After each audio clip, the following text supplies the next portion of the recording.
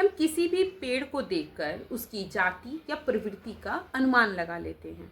जैसे उदाहरण के रूप में समझें हम कि आम का वृक्ष है, उसमें आम का ही फल आता है। ऐसा हमने कभी नहीं देखा कि पेड़ आम का हो और फल उसमें अमरूद आ गया है, सेव के रूप में आ गया है। ऐसा होता है क्या? नहीं।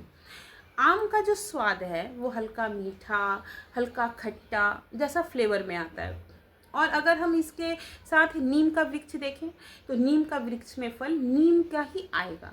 ऐसा नहीं है कि नीम के पेड़ में आपको क्या बोलते हैं नारियल दिखने लगे। ऐसा होता है क्या? नहीं, उसका स्वाद हमेशा कड़वा रहता है। जिस प्रकार सामान्यतः यह देखा जाता है कि बच्चों के अंदर जो संस्कार हैं, विचार हैं या आचरण है वो उसके माता पिता द्वारा या तो उसके परिवार से प्रभावित होकर ही बनते हैं। जिस घर के अभिभावक जैसे होते हैं बच्चों के अंदर वैसी ही प्रवृत्ति पनपती है। ठीक है, जैसे मान लीजिए किसी के घर में उनके माता पिता बहुत ही धार्मिक प्रवृत्ति के हैं तो आप भी यह ध्यान देते होंगे कि बच्चे भी बहुत धार्मिक प्रवृत्ति के होंगे। और किसी के घर का मान लीजिए माहौल थोड़ा खराब हो तो बच्चे के अंदर भी आप देखते होंगे छोटा सा बच्चा है लेकिन बहुत ही रफ लैंग्वेज में बात कर रहा है। तो यह कहाँ से आ रहा है? यह उसके माता पिता द्वारा बच्चों के अंदर ऑटोमेटिक, बोलते हैं ना, जनरेशन बाय जनरेशन चलता आता है कोई कोई चीज़, तो वही वो चला आ रहा है। किसी बच्चे को आप देखिएगा कि जन्म जाते ही बहुत दिमाग के तेज ब्रिलियंट होते हैं, तो वो कैसे आ रहा है? वो उसके परिवार में ऐसे लोग होंगे तो वो आ रहा है ना। बोलते हैं कि आप कभी भी खेत में किसी बीज को रोपने जाते हैं तो बोलते हैं ना, जैसा नस्ल होता है वैसा ही आपको मने पौधे से अनाज मिलेगा।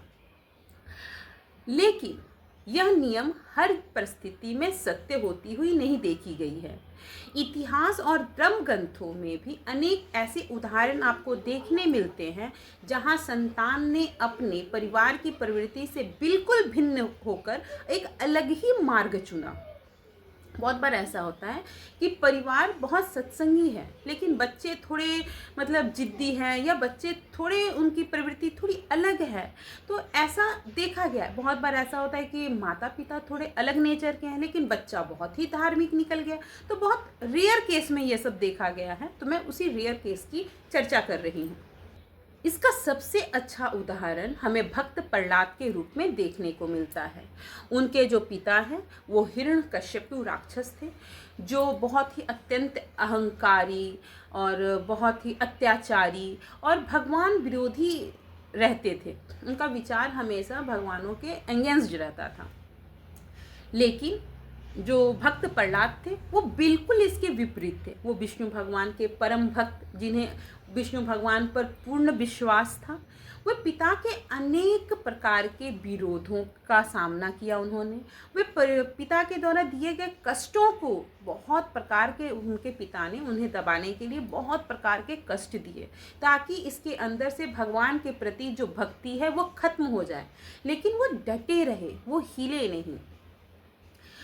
इतने कष्ट और इतने विरोध देखने के बाद भी भगवान जो भक्त प्रहलाद हैं वो हमेशा ही धर्म, भक्ति और सत्य का मार्ग का चुनाव करते हैं।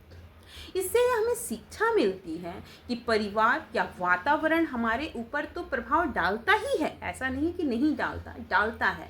परंतु व्यक्ति का जो चरित्र होता है वो केवल वंश और परिवार पर आधारित नहीं है। केवल आप एक कि परिवार पे जन्म ले लिए तो वो क्यों निर्णय नहीं ले रहा है कि आप कैसे बन सकते हो। वहाँ पे आपको, अगर आप खुद अच्छे हो तो आप अच्छा बनने का प्रयास कर सकते हो। अच्छे संस्कार, सत्संग, शिक्षा, स्वयं की दृढ़ आस्था भी मनुष्य को बहुत ही महान बना देती है।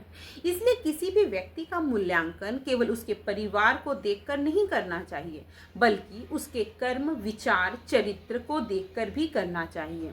पेड़ की पहचान उसके फल को देखकर तो की जाती है कि भाई पेड़ ऐसा है तो फल भी वैसा देगा, है ना। लेकिन मनुष्य की पहचान भी ठीक उसी प्रकार उसके कर्म को देखकर की जाती है। वंश केवल हमें परिचय देता है, हम किस कुल से आ रहे हैं, किस वंश से आ रहे हैं, लेकिन जो चरित्र है वो हमारा वास्तविक पहचान दिलाता है।